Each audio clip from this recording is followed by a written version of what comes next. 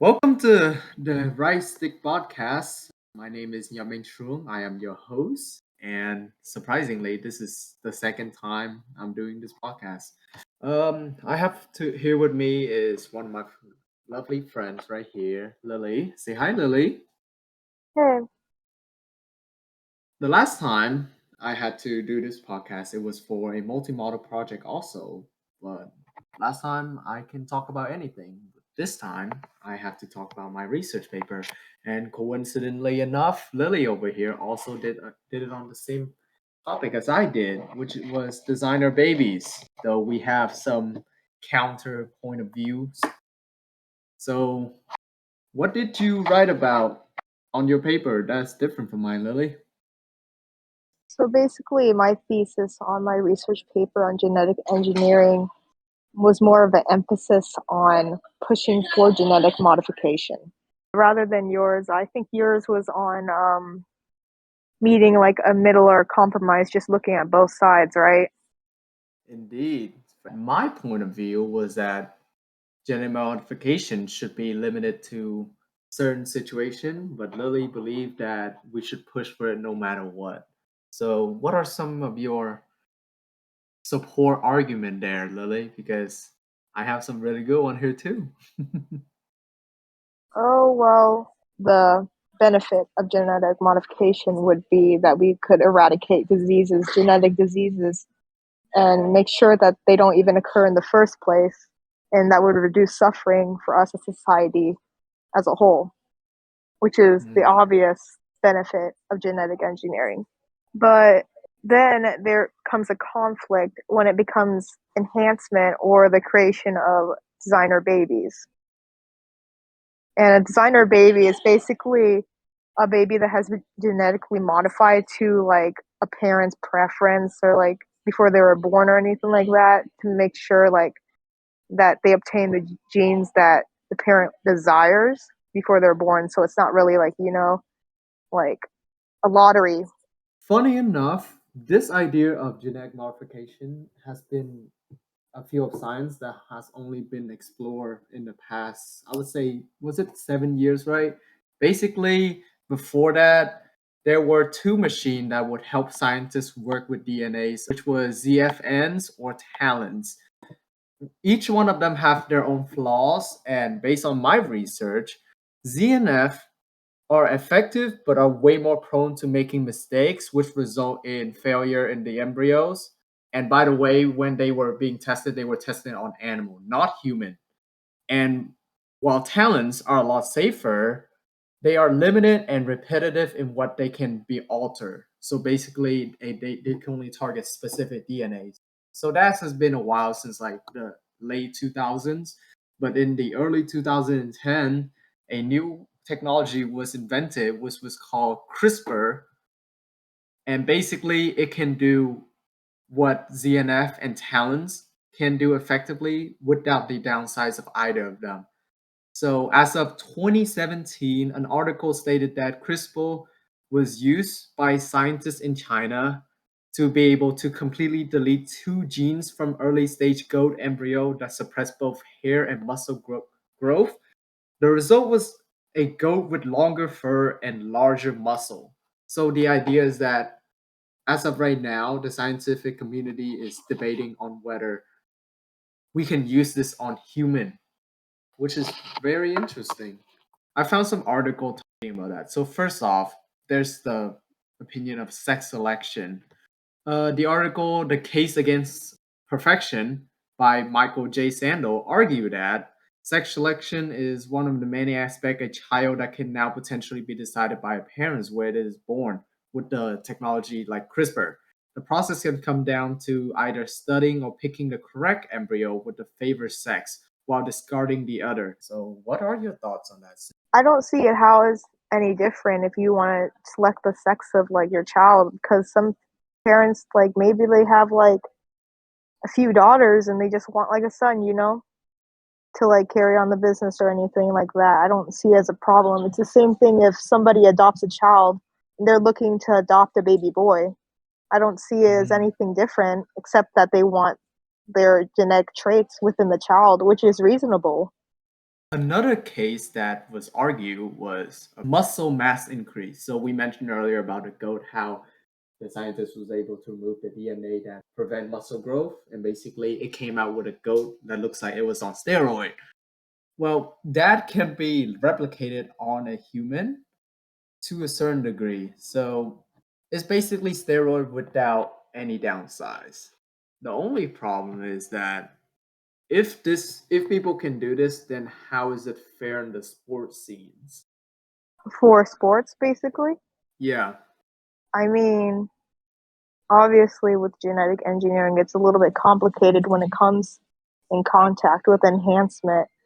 But I would say, like, to a certain extent, especially in sports, it's just like how a person who is transgender, like, let's say that they're biologically a male, but they turned into a transgender woman, would enter a women's sport. It's obviously going to be different because their biological figure is of a man. So obviously they're going to have a little bit of an advantage.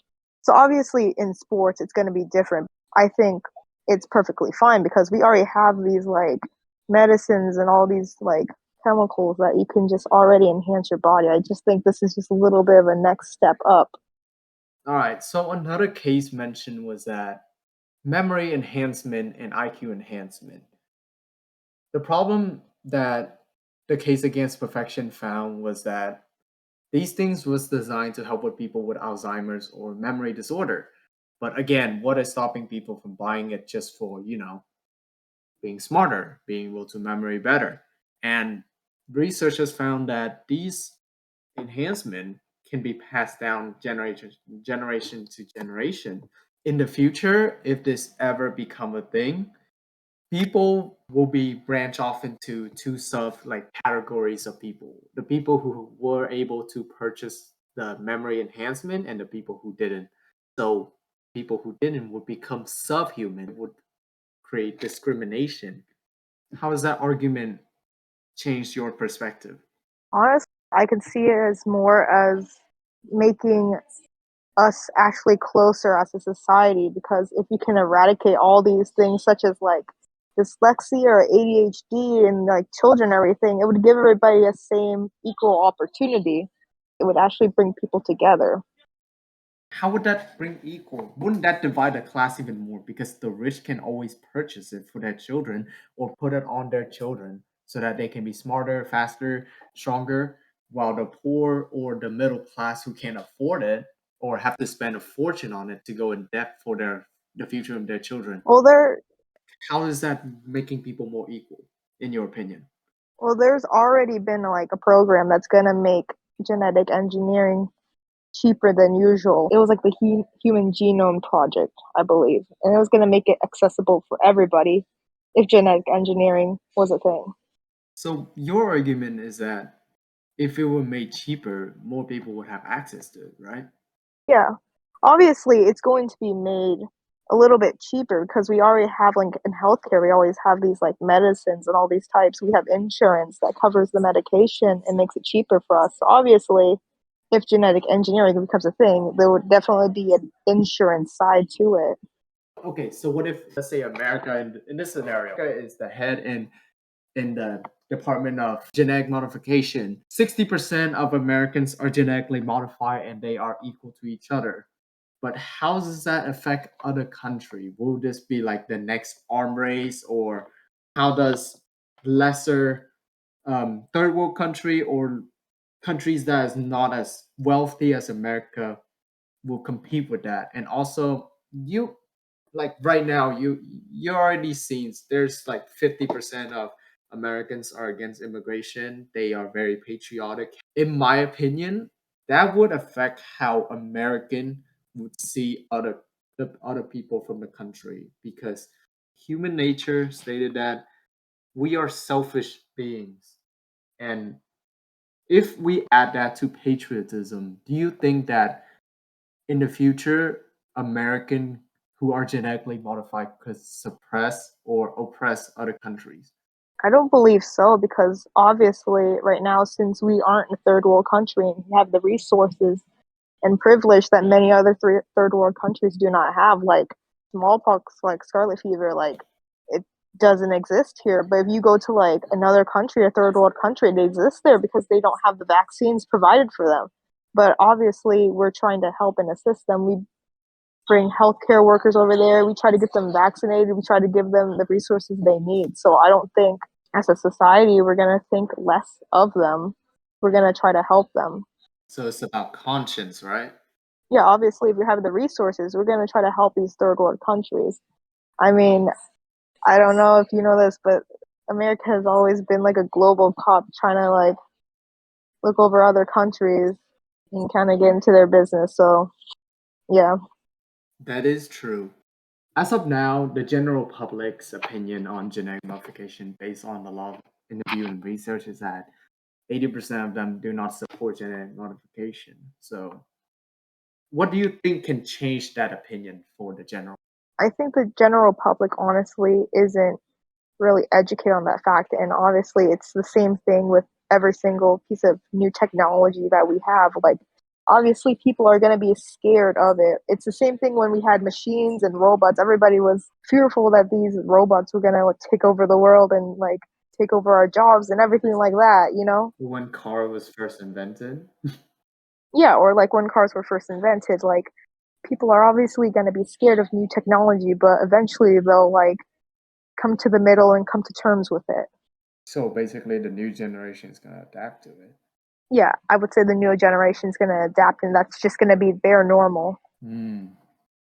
So the thing about this is that people may think that genetic modification is far in the future, but according to the article, stirring simmering designer Baby's Pod back in 2013, a patent was given to the technology company 23andMe where they could allow would-be parents to, and I quote, select a donor and view other possible phenotype of the hypothetical child.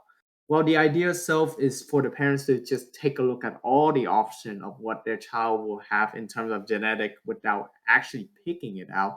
This is actually the closest thing to the future where people can genetically engineer their children.